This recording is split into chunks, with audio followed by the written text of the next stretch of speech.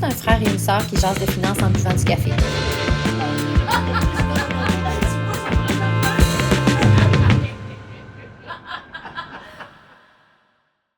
Alors, bienvenue à un nouvel épisode du Bro de la finance. Donc, je suis encore avec mon bro, mon frère. Allô, Martin. Salut, ça va? Oui, ça va bien. Ouais. Ce soir, j'avais envie de te passer la POC pour que tu nous présentes le sujet. On en a un petit peu effleuré, on en a parlé un peu, mais je ne sais pas tant que ça de quoi qu'on va parler. Ouais, j'y arrive de deux angles distincts. Bon, fait que d'une part, je voulais à un moment donné trouver un contexte où je parlerais de ce qui s'appelle des stratégies défensives. Ouais. Il y en a au hockey. On peut jouer la trappe. Oui. Il y a des stratégies défensives. Il y en a également quand on investit. Puis en parallèle, on se disait que c'est très bien que je fasse de l'enseignement général, mais que de temps en temps, on aimerait ça un peu se coller un peu plus à l'actualité. Tout à fait. J'en suis arrivé à la conclusion, donc que peut-être on était capable de faire un épisode avec les deux. Parce que si on regarde de plus en plus la situation actuelle, j'estime qu'elle est de plus en plus hasardeuse, dangereuse, et que donc ça commande qu'on soit davantage prudent et davantage en stratégie défensive. Donc voilà, ça nous amène à faire un lien entre les deux. Ah, t'aimes pas ça? Non. Ben, tu sais, je sais même pas c'est à quel niveau, puis c'est par rapport à quoi. Fait que, comment qu'on part ça, là? On aurait pu démarrer notre podcast il y a une couple d'années ou dans d'autres contextes, et puis que ça aurait été très joyeux et très optimiste, et que j'aurais pu dire que, on peut investir dans un peu n'importe quoi, et puis on va faire beaucoup d'argent. Mais... ça aurait été quand que tu aurais pu dire ça? Souvent, quand on démarre un nouveau cycle, admettons, à partir de 2010, 2011, 2012, 2013, 2014, ça a été des années très fastes. Florissantes. Absolument. Okay. Après qu'on s'est sorti, c'est toujours le même pattern, hein, ma sœur, parce que, comprenons bien. Donc, l'économie est cyclique en partant, et les marchés financiers le sont encore plus. Donc, la volatilité est encore plus grande quand on est sur les marchés. Okay. Et donc, qui dit cyclique dit, quand on est au sortir d'une passe difficile, il y a plein de beaux jours qui s'en viennent. Bien après sûr, la pluie vient toujours le beau temps. Tout à fait. Absolument. Fait que, alors, c'est pareil, hein, autant au niveau du cycle de l'économie. Donc, quand on est au sortir d'une récession, il y a une reprise et c'est toujours un temps qui est optimiste. C'est la même chose pour des marchés, comme des marchés boursiers, comme pour n'importe quel type de marché financier.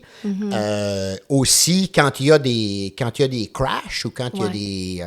Mais donc là, on est dans le bas, là. Non, là, on est dans le très haut. Fait que, et c'est pour ça que je le crains. OK. Mais oui. Qu'est-ce que je viens de dire? Je comprends, tu as raison. Quand on est au creux, il faut toujours raisonner à l'envers. Toujours raisonner à l'envers. Je comprends. Si on était dans un creux de vague et que les nouvelles étaient que négatives et puis qu'on était « Oh my God, mais depuis 9 mois, tout le monde a perdu leur chemise », je te dirais « Yes! Wouhou! Sunshine au bro de la finance! Qu'est-ce que je serais en train de dire à tout le monde? Non, mais écoutez, c'est le temps d'acheter. Il va y avoir une reprise fantastique, les amis. Toujours à l'envers. Oui, je comprends. OK. Alors. On va peut-être finir par embarquer dans ta lubie un moment. Oui, mais on revient dans ta réalité. On revient à ce qu'on a déjà dit, c'est que tu es quand même une personne humaine normale, toi. Moi. Oui. Donc, pas toi. T'as tendance à te dire que, là, si ça va bien, ou si encore je suis en train de dire, il faut prudence, donc tu dis, donc on doit être en creux de vague. C'est le contraire. Okay. Donc là, on est dans une phase, il y a quelques épisodes, on avait parlé. C'est dans le cadre de notre épisode qui a été le plus populaire jusqu'à présent. C'est celui où j'avais fait une comparaison, entre le marché canadien et le marché américain. Okay. Et que j'avais dit que le marché américain était encore plus à risque que le canadien parce qu'il était plus haut. Oui. Eh bien, sur les deux marchés depuis ce temps-là, Oui. l'embellie a continué, là. Alors, les marchés ont continué de monter tout le temps. Fait qu'évidemment, une montée, quand on part d'un creux, Ouais. c'est parfait. Mais quand on est déjà à des niveaux très élevés Ouais. et que de plus en plus, il y a de la spéculation et que tout ça repose sur simplement des flux, là, des cash flows qui rentrent de plus en plus dans le marché, OK. mais que c'est complètement irrationnel, c'est là qu'on est de plus en plus à risque. OK. Tu te souviendras dans un épisode où j'ai parlé de Enbridge. Oui. À la fin de l'épisode, j'ai également parlé que NVIDIA avait une évaluation boursière de plus de 4 trillions. Je te rappellerai que c'est 4 000 milliards. Hein? 4 trillions?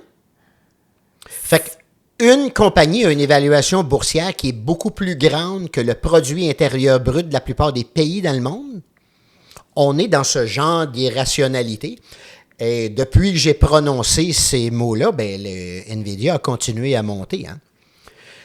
Parce qu'il y a un effet de spirale de deux ordres. Fait que le premier, c'est, rappelons-nous, là, j'ai recommandé comme stratégie d'investir dans des fonds indiciels. Oui.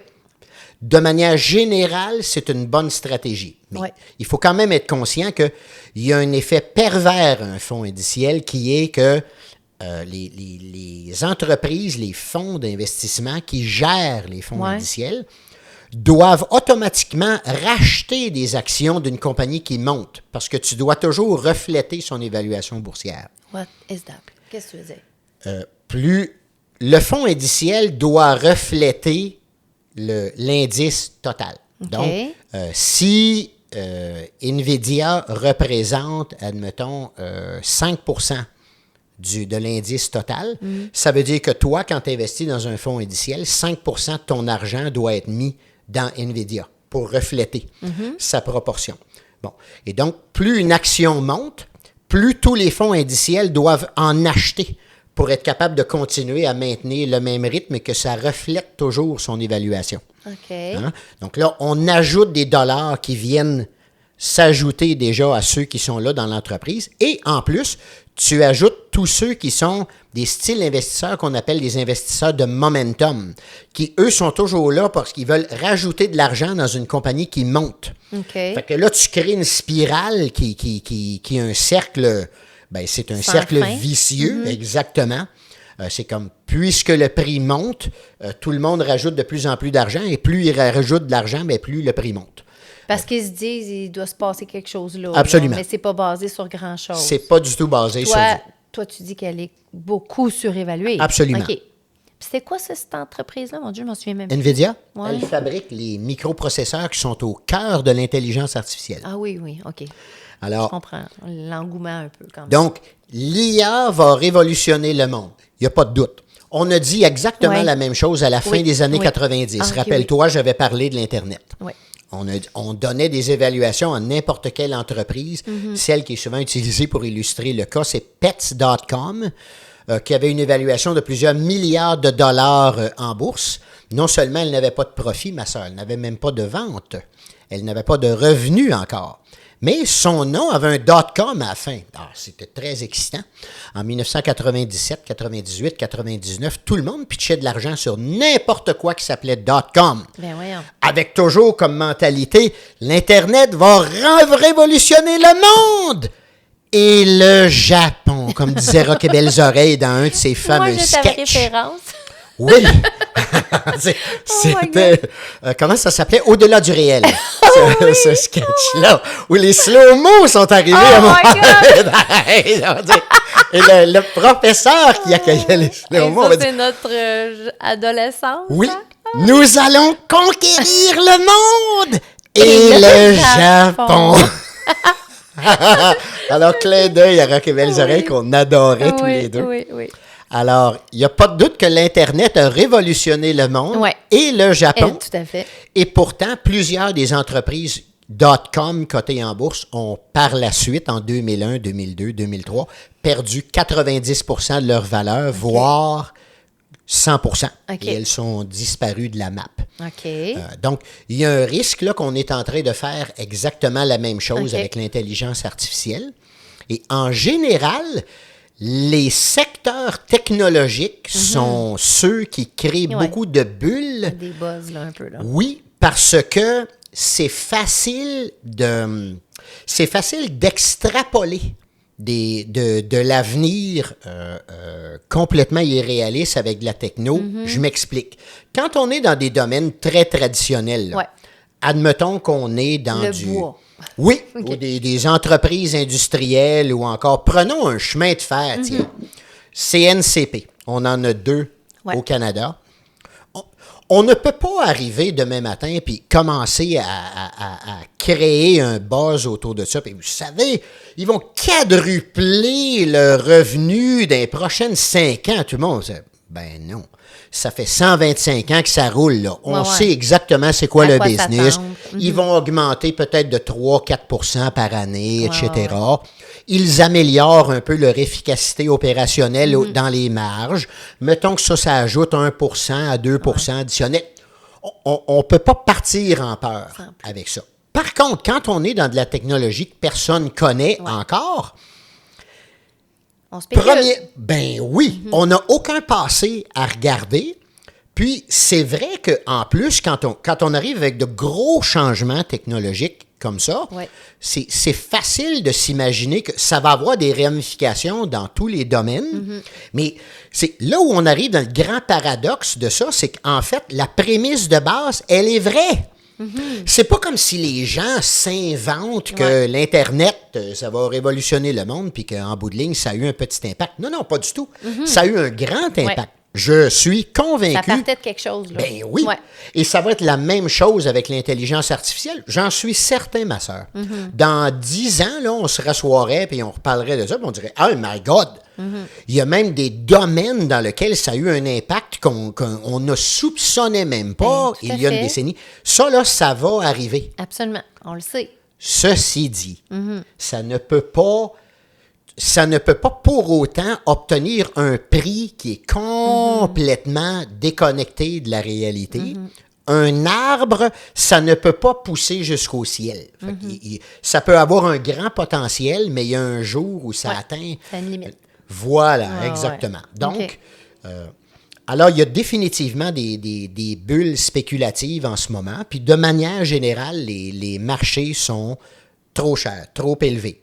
Mais donc, mettons, par rapport à cette entreprise-là, NVIDIA, qu'est-ce qui peut arriver, puis qu'est-ce que, selon toi, va arriver aux gens qui possèdent des actions de cette entreprise-là? Ils s'en vont vers quoi? Puis qu'est-ce qu'ils ne voient pas, là? bien, c'est sûr que le prix va se corriger à un moment donné. Ouais. Et là, je tiens à préciser, là, alors, ce n'est pas un conseil financier. Non. Puis deuxièmement, là, j'ai nommé NVIDIA, mais c'est loin d'être la seule que je peux nommer, là. Donc, en partant, les 7 magnifiques, là, Ouais. qui incluent également Amazon, Facebook, Ouais. Google, Microsoft. Ce sont toutes des entreprises qui sont extraordinaires, mais même elles ne peuvent pas avoir des évaluations boursières à un moment donné qui sont complètement déconnectées de la réalité, là. OK. Donc, Donc, toi, tu t'attends à une correction. je m'attends à une correction. On sait pas quand. Peut-être non. Ah, ça, je suis content que tu m'amènes ça. Parce que ça, c'est un point que je me disais toujours.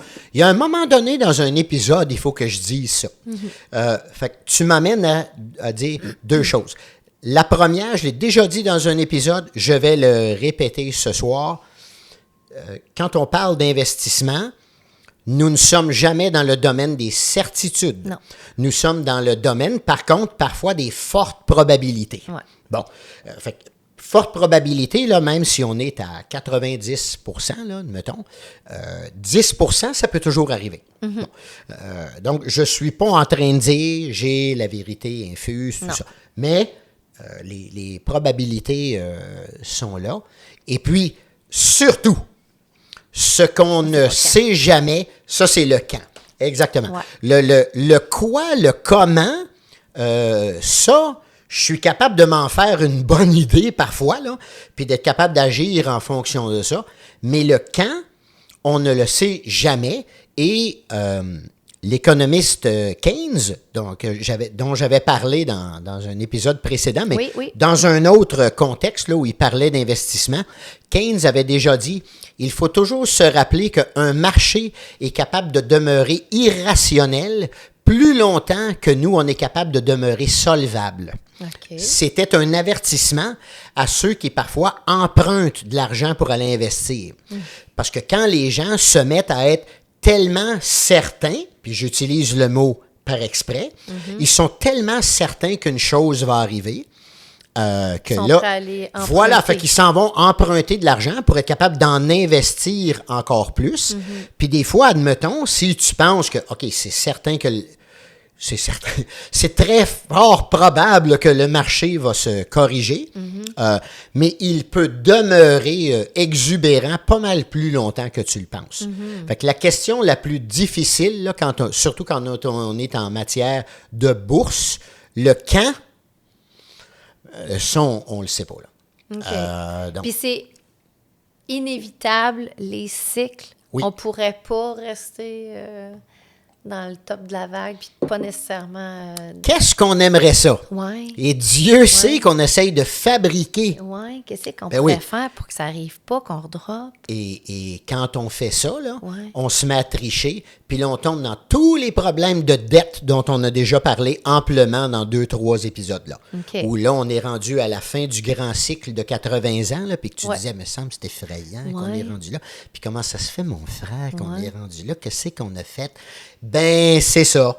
Parmi toutes les choses qu'on fait où on triche puis qu'on veut de la facilité, il y a entre autres, puis là, ça a été, c'est une lubie, ça, pas mal, depuis 2008-2009, là. Là, on s'est mis dans la tête que non, mais dans l'avenir, on n'aura plus de récession. Ça n'existe plus. Ça n'existe pas. Pour une autre référence de Rock et Belles Oreilles, j'en ai deux. J'en ai deux ce soir-là, ça n'existe pas. Puis on applaudit.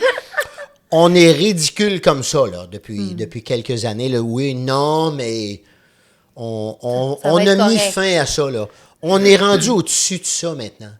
Pourquoi on pense ça? Puis qui dit ça, mettons? Ah ben, entre autres, les banques centrales, elles se sont donné ça comme mandat d'utiliser la politique monétaire pour essayer de faire en sorte qu'il n'y ait plus de récession. Puis les gouvernements y participent, mais les gens aussi. Évidemment, toi, tu ne lis pas les médias financiers, là, mais si tu les lisais, tu verrais des articles comme ça. La grande phrase qui est toujours un leurre, et qui revient périodiquement dans l'histoire et dont on n'apprend jamais, on dit toujours « This time is different ». En français, non, mais cette fois-ci, là, c'est différent. Oui, dans le passé, il est arrivé ces choses-là, là. Mais maintenant... On sait que... on est évolué. Non, on est rendu au-dessus de ça, ces affaires-là, là, maintenant. C'est quétaine, des récessions, que c'est le monde dans le temps que ça fonctionnait en noir et blanc, là, ils ne comprenaient rien, là. Ils ont tout fait ça, là, mais ça ne s'applique pas à nous, là. Puis là, ce n'est pas pour leur lancer la pierre, parce que tu vas entendre ce que je vais dire, mais les jeunes, en général, sont toujours ceux qui véhiculent ça. Okay. Et donc là, quand je dis les jeunes, je ne suis pas en train de dire la génération Z d'aujourd'hui. Je suis en train de dire que moi, je pensais ça dans les années 90, là. Oublie ça, là. J'étais en multimédia avec mon ami Philippe, entre autres, là. Puis là, Internet montait, là, puis il y avait énormément d'argent en bourse, puis des jeunes de mon âge, ça se partait des entreprises techno à Silicon Valley, puis ça devenait des multimillionnaires overnight. Qu'est-ce que tu penses qu'on se disait? Oh, this time is different. Nous autres, on a réinventé la roue, là. Les baby-boomers avant nous, là, puis la génération de nos grands-parents, pauvres autres, ils se sont tapés des dépressions économiques, puis des récessions. Mais nous autres, on a appris. Ben voyons donc, on comprend ça. Ils savent pas, eux autres, là. Nous autres, on a des microprocesseurs, des ordi, puis là, on a l'Internet. On a connecté le monde, là. On a réinventé ça. On s'est tapé un hostie de crash, ma soeur, en 2000, 2001, 2002. Là. Le Nasdaq a perdu 90% de sa valeur.